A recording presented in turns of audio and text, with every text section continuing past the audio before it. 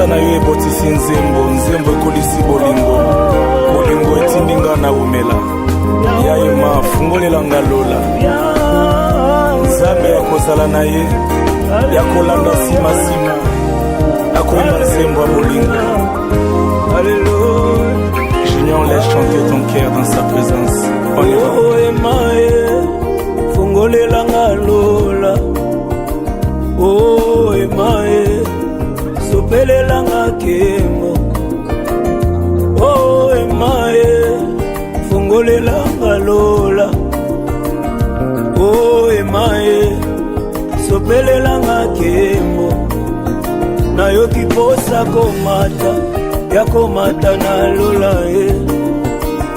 Oh ya koyemba na bange. Na yo kiposa komata, ya komata na lola e. Oh ya koyemba na. Oh emae, emae. Oh emae. Programme.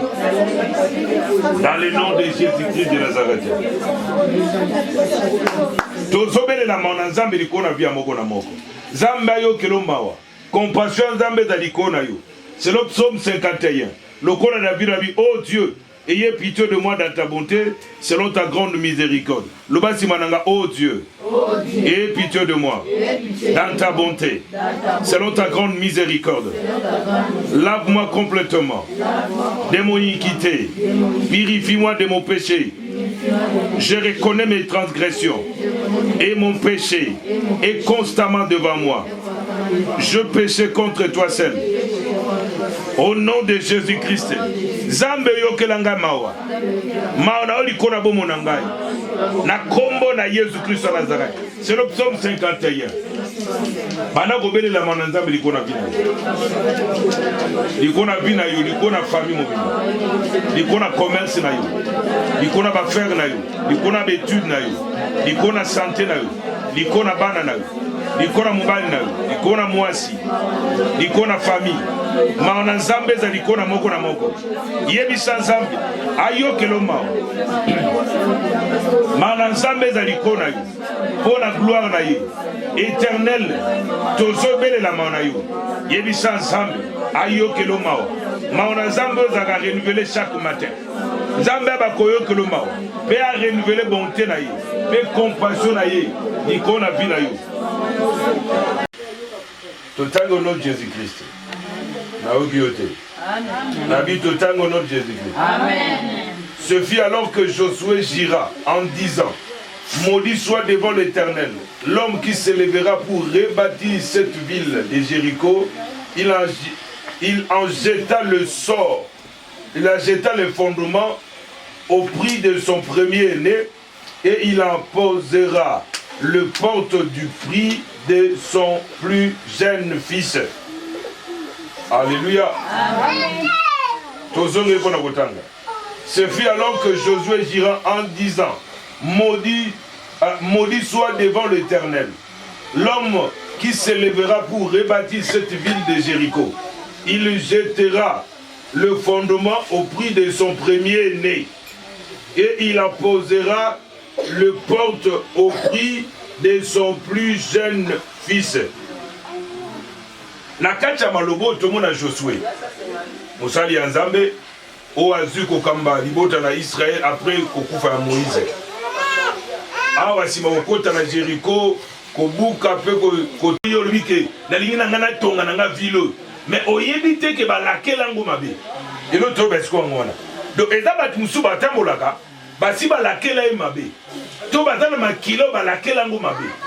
To bataki na famille na ba okala basala mabe moko boy pe mutu moko boy atelema pona kolakela bango mabe. A tomoni mutu azoloba ke maudit soit devant l'Éternel mutu akomeko tonga ville à Jéricho. Eza mosali ya Nzambe. Comprenez ça?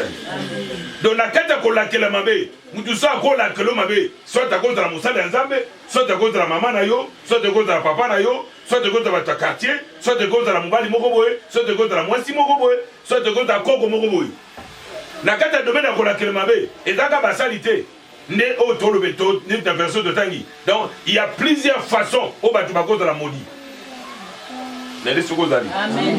Donc il y a plusieurs manières batubako de la maudit. Moutako de la maudit, il y a malobo moutako malédiction, il y a parole mouta prononcée contre moutou. Donc parole de malédiction, au Joshua Lobaki. Avec moutou le quoi ville ou canibo, moutou moussouza yate voit ton mango. Moussou ezake au faux senga na nzamba rebelle yo. Moussou ezake sakuto senga. So tali ka batunde ba vivre. On sentit que moutou aza maudit. A comment na kimiate, ba laquelle mabe. Et le quoi belle. Ndenge tamu ndekone kaya bomaki. Tamu makila na sopali na mabele. Nzamba do sa kayen. Makila ndekone zo ganga. Soko loni ekobote lelo ka molongati. Hein? Mabele sani efungoli monoko emeli makila wana. Yo bomiye makila ndekone zo ganga. Makile zo ganga. Po mutamba tuso amona ka gobo mutweze le kwani tiché. Ni bien aimé, moto aza lilingi na nzambe. Do soko zobo mamoto, eloko zobo manzambe te. Po nzamba saleki moto na lilingi na ye. Kobo mamutu ekeseni na kobo mangombe, na kobo mambisi kobo mwana nyama. Ekeseni. Mutu aza lilingi na nzambe. Deke mutu aza lokola nzambe. Nzambe asala mutu na lilingi na ye. Mutu aza na valeur. Tozali. Amen. Yalobi mutu ala kele mabe o akoya po tonga lisusu vilo. Mutu musona na vilo, soit mobali moko alinga bala yo. Goza habite ke yo bala kele mabe. Po bila kele mabe le su mutu so ko ni batane propre aza bien. O ba te ga modi hein. Hein? Est-ce que ma édition monsieur mona na vie badoué? Et mona na terre. Faut ka nzamba la tsua. Ma édition monsieur mona ke hôtel mutu su déjà ka na nenga do vivre au sandi ke mutu aza modi. Mais monsieur dans la réalité, la nature même ne vous enseigne pas. La kata kota la kana bo mutu boy. Au moment que via mutu eza la malédiction. Eza modi. Abi mutu akoya po tonga Jéricho. Ya lo kwa na kata famille. Ba o ba leka, ba mema bila kelima bila famille. Génération eye, elingi siko tombo la famille. Construire, et c'est que nous voulons élever la famille. Dans le domaine de la construction, et là c'est que c'est ça construit. On ne construit pas pour que vous la limiter quelque part, non. Mais on construit. Tant que vous construisez, vous avez une fondation et si vous continuez la phase d'élévation. C'est-à-dire tant qu'on commence la phase d'élévation, au Matthieu, c'est la lenteur, ainsi de suite, puis aussi ça nous a y en a. C'est que tant que vous avez au Tonga, au Simba, bénédiction na yo na kati ya vie na yo omo de longa. Mais ceux qui ba laquelle déjà binu mabe. Nesika problème ezaka ngwana. Nesika biso ba gawi muto bato aza makila mabe. Makila mabe eza makilo ba laquelle ngo mabe. Mutu souvent ba muso da ba laquelle mabe. Soka zui mwasi akomeka pene ya kobala e na butona mwasi na fa kufa. Yalo kwa mobali mo babise ke ya kobala mwasi te. Moi si akutana na zo foncé, to balana kaka, to balana. Bien aimé, ta basali ka mariage. Mutomba le sani. Abeli liboma. Mais loko eza motuya ko luka nzambe ko kangole na bilake limabe, o ezaki ko pekisa ye abala. Nzoka ko bala eza lipambo le nzambe. Libala euti na nzambe. Nzambe nabi que l'homme quittera son père et sa mère, s'attachera à sa femme et les deux deviendront une seule chair. Amen. Amen. Hein? Amen. Et les deux deviendront une seule chair. Kokutana, libala et utaka na nzambe. Mais d'abord musuba laquelle ba mabe na vie na bomba balati. Donc à cause de la bona au mona bande kumso mibali na kata ba famille. Au mona koli na kokola, mazoba la kati. Atoko akobala te. Malédiction mo ils ont retenir yé pour balati. Olandi hein? Au mona bana misupa mibia basi. Au mona koli azoko kobala te. Malédiction pezo kangaye. Ezo linga ya balate na vie na ye. Nene soko zali. Donc balakela bango mabe ke bango bakoko balate. Yé akoko balate. Bazala bazala ya balakela bango mabe. Soko zimbongo na yo, osangisi na mbongo na ye. Hein? Bosala ba faire mbongo ekosali. ekozinda po azana makamususu amoli balakele mabe azana makamusu amoli nezakate balakela mbongo ni mabe soko sangisi yango na ye yoko sani okweya osale loko te na bi bilakeli mabe na ezala détruit lelo opesi ngamete na biba malédiction nyonso balakela mabele mabele ezaka mabele tomona otonya te mabele zape mutu eza mutu pe aza mabele nzamba zongo former sali mutu malédiction nyonso epesaka likona yo lelo esengezala annulé selon Galate 3:13 mutu moko akomaki elakeli mabe mpona yo pour que yo koma béni opesi nga mete c'est comme si olingano ozala béni te ozopesanga mabiente ezanga vitamine ame ezanga vitamine pesa ame oza na vitamine pesa ame oza na vitamine akoseka na kati eza na multivitamine. Amen. Amen. Amen. Amen. Abi Christ akoma ke la kelmabe. Loba Christo akoma ke la kelmabe pona ngai. Christ akoma ke la kelmabe pona ngai. Eko mama. Na Galate 3:13.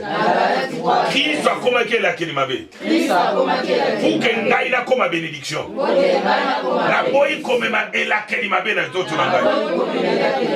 Na boy komema bila kelmabe na zoto na ngai. Bila kelmabe nyoso ba chakati na ngai. Bila kelmabe nyoso ba sundola kati na ngai. Na yebisi bino na komo Jésus-Christ. Que Christ akoma ke la kelmabe pona ngai. Pour que ngana koma béni. Na zo pesa mitindo. Loba na pesi mitindo. Bila kelmabe nyoso. Ebi na vie na ngai. Ekende na komo na Yesu. Bila kelmabe nyoso. Na zo peso mitindo. Ende uti na botata. Ende uti na bomama. Ende uti na mabe na ngai. Ende uti na mabelo na zali. Na zo komande. Bila kelmabe nyoso. Ebi bekende. Na komo na Yesu. Bina nga fweto ngama. Bina nesengele tongwama. Na komo na Yesu Kristo. Na vona sebela na vina ngai. Na kota kana sete. Bible le bina ngai. L'Éternel fait de nous la tête. Et non la queue. Na komo na Yesu. Dans l'église le premier. La première. Et non la dernière. Na komo na Yesu. Olimo l'échec. Olimo bassesse. Olimo infériorité.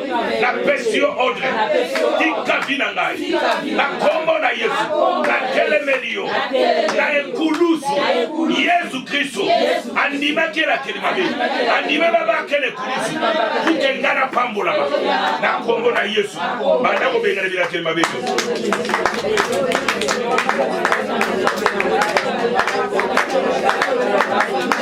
Na komande na bila kelimabe.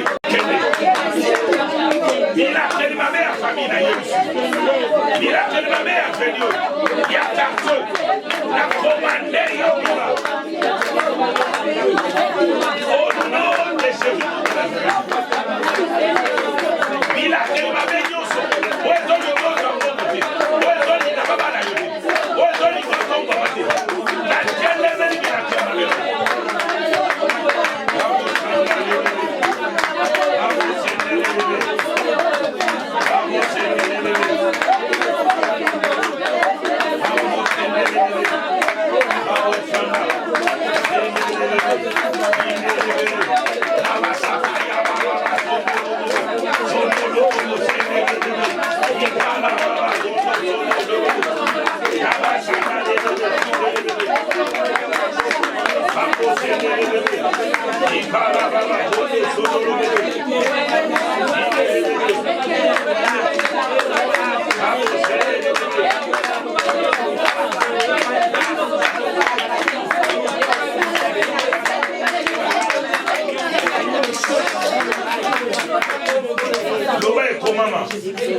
Psaume 127.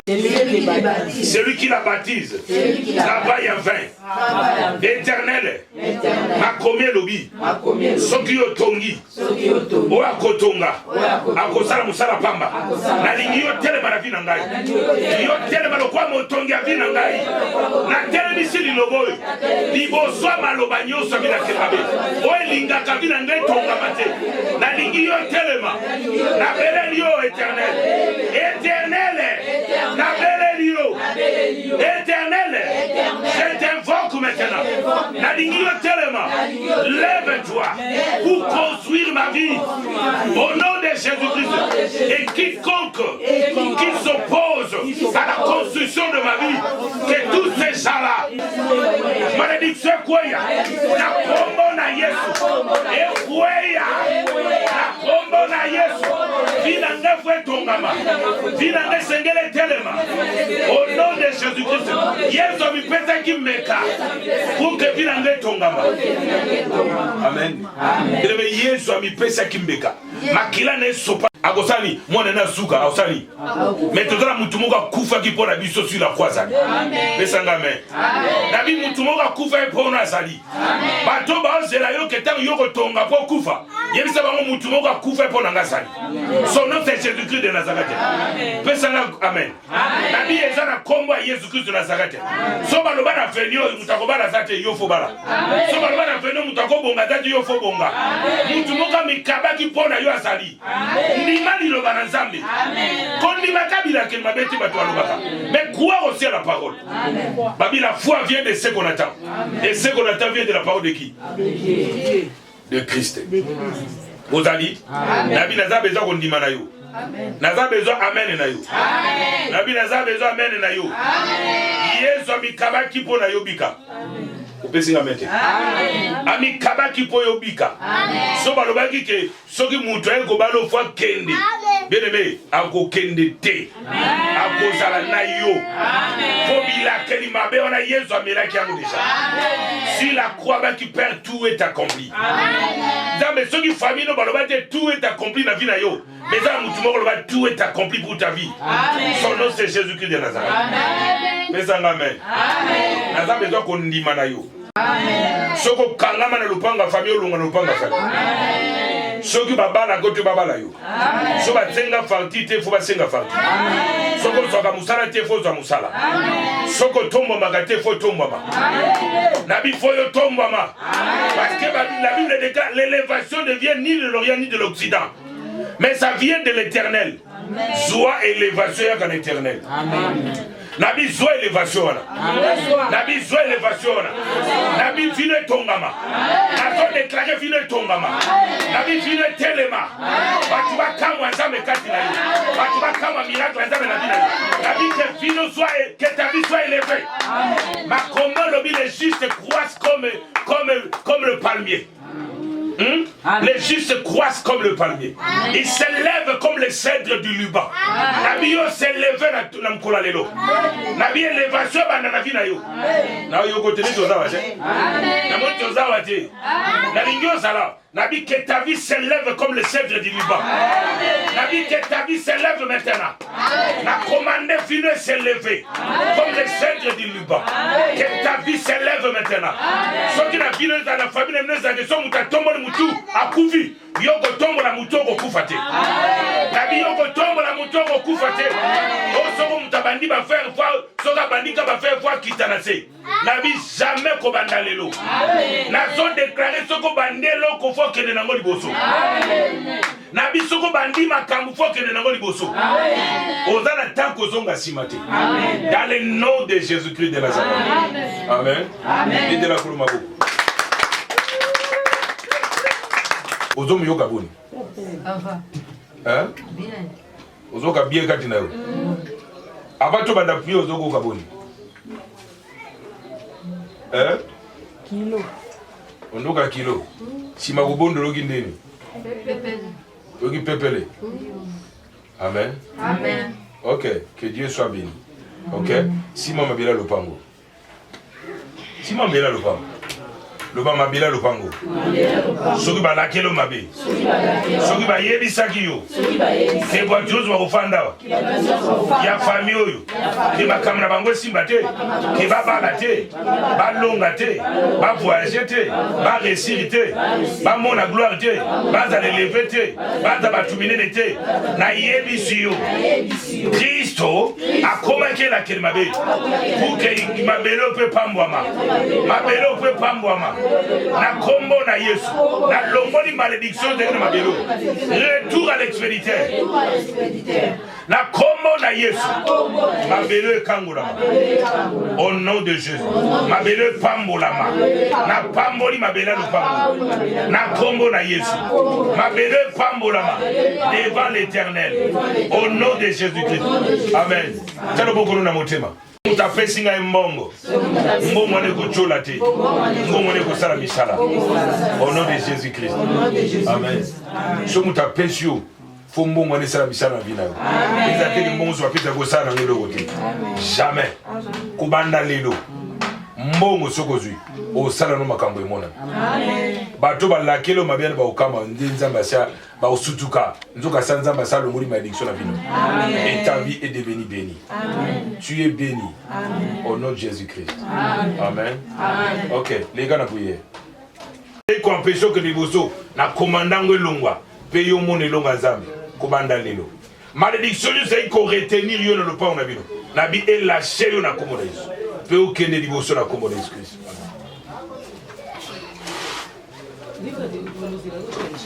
Malédiction nyonso ezali kokanga elongwa. Posa na yo ebotisi nzembo ekolisi bolingo. Bolingo etindinga na umela. Yaye mafungolela ngalola. Nzambe yakozala na ye. Yakolanda sima. Akoyemba nzembo ya bolingo. Alléluia. Junior laisse chanter ton cœur dans sa présence. On y va. Oh emae, fungolela ngalola. Oh emae, sopelela ngakemo. Oh emae, fungolela ngalola. Oh emae, sopelela ngakemo. Na yo kiposa komata. Yakomata na lola oh yakoyemba na vange na yo kiposa komata